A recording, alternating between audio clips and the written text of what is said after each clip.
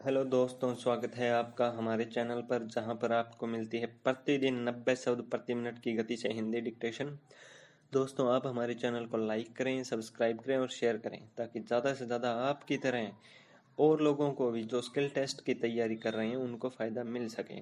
तो दोस्तों, ज़्यादा समय न लेते हुए शुरू करते हैं हिंदी स्टेनोग्राफी डिक्टेशन 90 शब्द प्रति मिनट की गति से 5 सेकंड बाद। जिंदगी की कहानियाँ होती है, मौत की तारीखें 2008, 2012 और 2019 के हमारे राष्ट्रीय सामाजिक जीवन की मौत की तारीखें हैं। आदमी की मौत एक बार ही पूरी की पूरी होती है, लेकिन समाज धीरे धीरे तिल तिल कर मरता है। हमारा समाज इसी तरह दम तोड़ रहा है।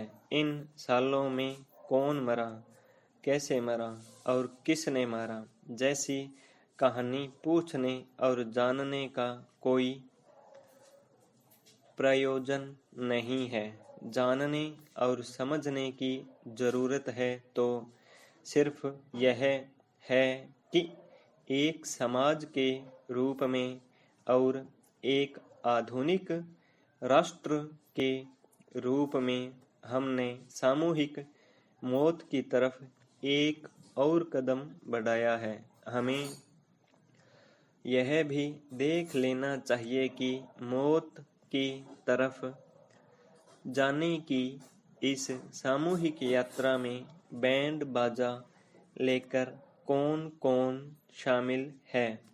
वे 3 लड़के जिन्होंने 2008 में आंध्र प्रदेश के वारंगल में इंजीनियरिंग की पढ़ाई कर रही उन 2 लड़कियों पर जब तेजाब फेंक दिया था, तब वे ऑटो रिक्शा में घर जा रही थी।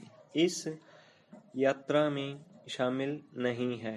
वे तो तेजाब फेंकने से पहले ही मर चुके थे और फिर उन मरे हुए को वारंगल के तत्कालीन पुलिस अधीक्षक वीसी सज्जनार ने रात के अंधेरे में वारंगल से 30 किलोमीटर दूर मन्नूर के जंगलों में ले जाकर गोली से उड़ा दिया था।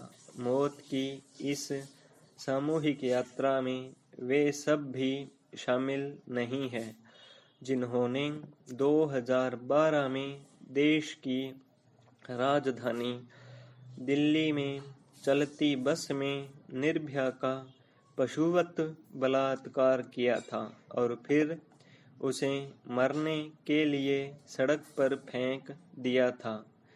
वे सब भी ऐसा करने से पहले ही मर चुके थे।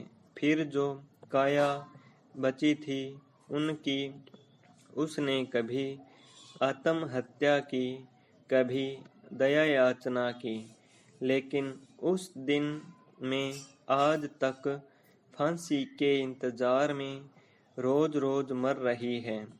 वे 4 लड़के भी जिन्होंने 27 नवंबर 2019 को तेलंगाना की राजधानी हैदराबाद में योजना बनाकर एक पशु चिकित्सक डॉक्टर लड़की का सामूहिक बलात्कार किया और फिर उसे जलाकर मार भी दिया, और जिन्हें 6 दिसंबर 2019 को 10 पुलिस वालों के साथ मिलकर सुबह के धुंधलके में साइबराबाद के पुलिस अधीक्षक वीसी सज्जनार ने गोली से उड़ा दिया। वे भी मौत की इस सामूहिक यात्रा में शामिल नहीं थे। वे सब भी पहले ही मर चुके थे। सवाल किसी बलात्कार या बलात्कारी का समर्थन करने या उससे सहानुभूति रखने का नहीं है। मेरी बातों से जिसके मन में ऐसा कोई भाव आता भी हो तो उसे तभी से मरा हुआ जानिए। भगवान श्री कृष्ण ने गीता में मोहग्रस्त अर्जुन को जीने और मरने का सही रहस्य समझाया था। इसलिए जब मैं कहता हूँ कि पुलिस अधिकारी वीसी सज्जनार और कुछ भी हो सज्जन व्यक्ति नहीं है, तो मैं भगवान श्री कृष्ण की बात ही कहता हूँ। जो समाज को भीड़ में बदल दे वह सज्जन नहीं हो सकता है। जो मनुष्य को वोट में बदल दे वह नेता नहीं हो सकता है। भीड़ वह है जिसके पास सर तो अनगणित होते हैं, विवेक नहीं होता। नेता वह है जो भीड़ को मतदाता बनाता है, यानी विवेक जगत है और विवेक जगाने की जिम्मेदारी सौंपता है। मनुष्य मात्र की सांस्कृतिक यात्रा दूसरा कुछ नहीं, विवेक के बीज लगाने और उसकी फसल उगाने की यात्रा है। लाखों करोड़ों सालों में इंच इंच चलते हुए हमने अपने चारों बगल इतने सारे यमों नियमों का जंगल इसलिए नहीं उगाया है कि हम उसमें खो जाएं, बल्कि युगों युगों से हमारी पीढ़ियां दर पीढ़ियां इसे उगाती पालती आई है कि हम इनसे पार देख सकें, इनका क्षितिज विस्तीर्ण करते रहें। किसने कहा कि सेक्स की आदिम भूख को पशुवत खुला छोड़ देना मानवीय नहीं होगा कि उसे सामाजिक यम नियम से संस्कारित करना चाहिए। उसे ही वह दिशा की खोजी हर बार विफल भी हुए। बार बार सेक्स की जंगली हवस की आंधी हमें घेर लेती है। विरोधी को असहमति को नोच चौंथ लेने की आदिम वृत्ति हमें लाचार बनाकर अपनी तरफ खींच लेती है, लेकिन हम फिर उठे हैं और फिर आगे चले हैं। हम जानते हैं कि हम फिर विफल हो सकते हैं, लेकिन हम जानते हैं कि फिर उठेंगे और फिर आगे चलेंगे।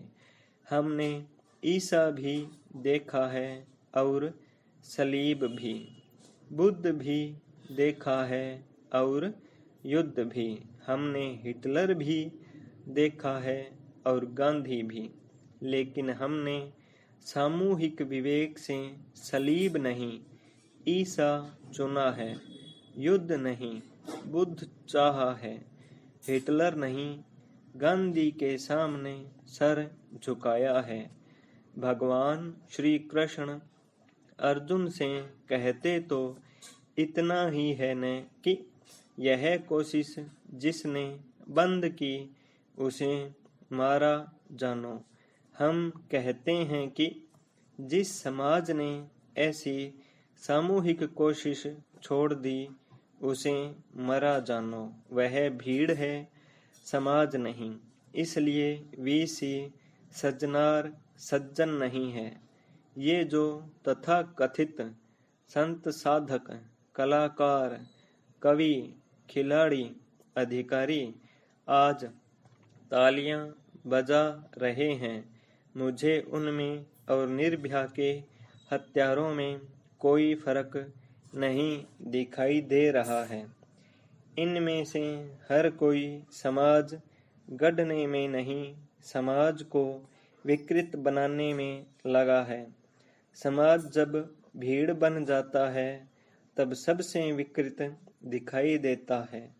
अगर हमें भीड़ का न्याय ही चाहिए तो हमें अपना संविधान किनारे रख देना चाहिए। लोकसभा और विधानसभाओं में ताले डाल देने चाहिए। अदालतों में अनाथालय खोल देना चाहिए और घर की परिभाषा बदल देनी चाहिए।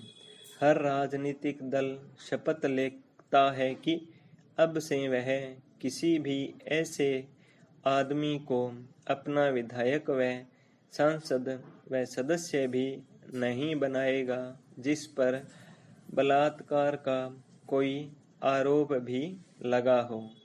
पाई स्टॉप।